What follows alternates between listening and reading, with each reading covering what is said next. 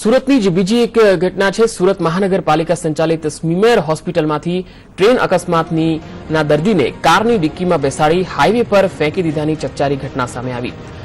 સીસીટીવીના આ દ્રશ્યને જુઓ, જેમાં તબીબી વિદ્યાર્થી એક ટ્રેન અકસ્માતના દર્દીને વ્હીલચેરમાં બેસાડીને લઈ જતો જોવા મળી રહ્યો છે, જે બાદ એ જ તબીબ ખાલી વ્હીલચેર પર લઈને આવતો દેખાઈ રહ્યો છે। બસ આ સમયમાં જ એક તબીબ વિદ્યાર્થીએ દર્દીને કારની ડિક્કીમાં બેસાડીને હાઈવે પર ફેંકી દીધો હતો। ત્યારે આ ઘટનાના સીસીટીવી ફૂટેજ સામે આવતા તબીબ વિદ્યાર્થીઓની નિર્દયતા ઉઘાડી પડી ગઈ છે। ઘટના 4 ઓક્ટોબર 2016ની છે, જેમાં ટ્રેન અકસ્માતમાં ઘાયલ દર્દીને સ્મીમેર હોસ્પિટલમાં દાખલ કરવામાં આવ્યો હતો। દર્દી ગંભીર રીતે ઘાયલ હોવાથી તેને તાત્કાલિક સારવાર માટે ઓર્થો અને સર્જરીના તબીબોને રિફર કરાયો હતો। તો બીજા દિવસે તબીબ વિદ્યાર્થીઓએ આ દર્દીને ભાગી ગયો હોવાની પોલીસ ચોપડે નોંધ કરાવી અને ફરી એ જ દિવસે આ દર્દીને સારવાર માટે સ્મીમેર હોસ્પિટલમાં લવાયો, જે બાદ 1 મહિનામાં જ દર્દીના 2 વાર પેપર કેસ બનતા સમગ્ર મામલો સામે આવ્યો।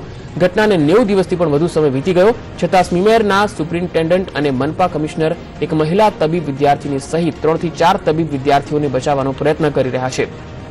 સમગ્ર ઘટના પરથી એક જ સવાલ થાય કે તબીબને ભગવાનનું બીજું સ્વરૂપ માનવામાં આવે છે। જો આવા તબીબો સમાજમાં હશે તો દર્દીઓને ડોક્ટરો પરથી વિશ્વાસ ઉઠી જશે। સંવાદદાતા આઝમ સાલે પાસેથી વધુ માહિતી મેળવીએ।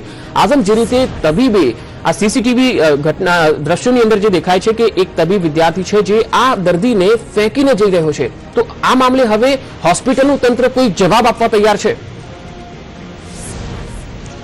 જે એકદમ વાત સાચી છે। સુરતના મહાનગરપાલિકાની સંચાલિત સ્મીમેર હોસ્પિટલની આ ઘટના હતી।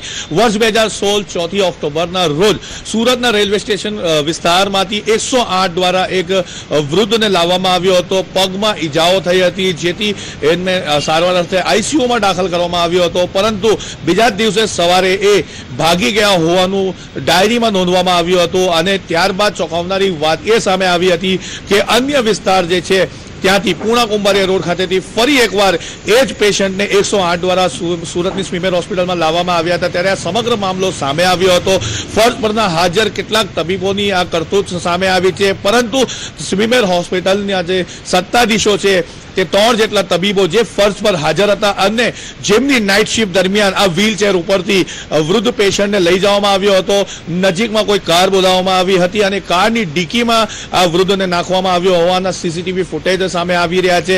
પરંતુ 4 ઓક્ટોબર 2016ની આ ઘટના છે, જેમાં સીસીટીવી ફૂટેજ પણ હવે સામે આવી ગયા છે, પરંતુ આ દિન સુધી આ સમગ્ર મામલે કોઈ પણ કસૂરવારની તપાસ નથી કરવામાં આવી કે કોઈ પણ કસૂરવાર તબીબો સામે પગલાં નથી લેવામાં આવ્યા। એ દર્શાવી રહ્યું છે કે જે તબીબોને ભગવાનનું બીજું રૂપ માનવામાં આવતું હોય છે, પરંતુ સ્મીમેર હોસ્પિટલમાં ફરજ ઉપર હાજર તે તબીબો જે હતા એમનું એક રાવણ સ્વરૂપનું રૂપ સામે આવ્યું છે। જી આઝમ, ખાસ કરીને જે વૃદ્ધ હતો તેના કોઈ પરિચિત વ્યક્તિઓ સામે આવ્યા છે આ મામલે?